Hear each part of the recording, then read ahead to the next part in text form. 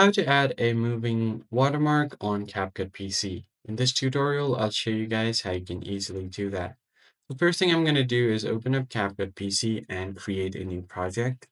So I'm just going to go ahead and import a video. For example, I'm going to go to pictures and I have some videos here. Let me just go ahead and import this. Once you have imported your video, just add this to your timeline. Now you're going to have to create your watermark first. In order to do that, you go to the text section and enter a text. So click on this text box and you can just start typing in your default text. Instead of default text, if you want to edit it, you can just go ahead and click on the text. So just drag it down or just click on this plus icon to add it to your timeline. Then just select the text, add your watermark. So let's just add my name for now. So here I've got my username and then I want to make this as my watermark. So what I'm going to do is go to font size, increase it a bit. Then I'm going to go to preset styles. You can change it to different styles if you want. I'm going to leave it on default. And then on opacity, I'm going to decrease the opacity. Something like this. All right, so let's say if I wanted to start up here, I'm going to select this and move it up here.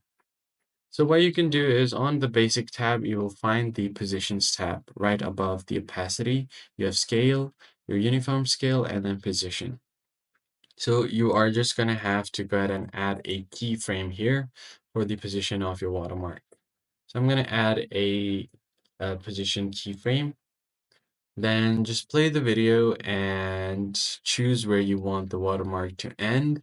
So let's say if I wanted it to start up here and then end it all the way down here, I'm just going to select it like this.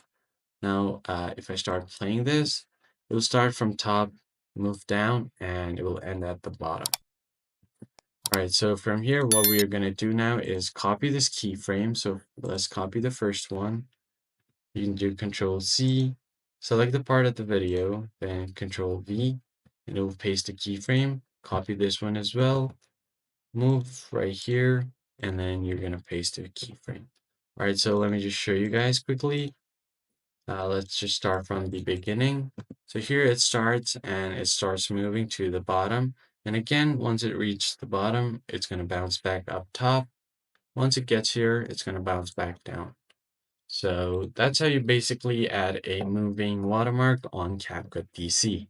You can also move it anywhere you want, side to side, diagonally, or anywhere you want. It will automatically create the keyframe. So let's say if it starts here, goes here, and then just wait for a bit.